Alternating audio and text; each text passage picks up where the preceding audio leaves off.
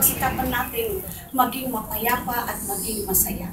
Di ba napintas kita nyo, lahat ng galing dito, community, masaya, lahat sana. Pagkat hindi lang itong araw na ito, baka bukas iba na naman ang dating. Ngayon, and forever, maging masayang-masaya tayong lahat. Dahil pag nakakapis ang anak ng Diyos, tumatawang diablo. Pero kung masaya ang anak ng Diyos, nalulungkot ang diablo. Sino bang gusto natin pasayahin? Si God? O si David? Siyempre, piliin natin yung mapasaya natin ang lahat.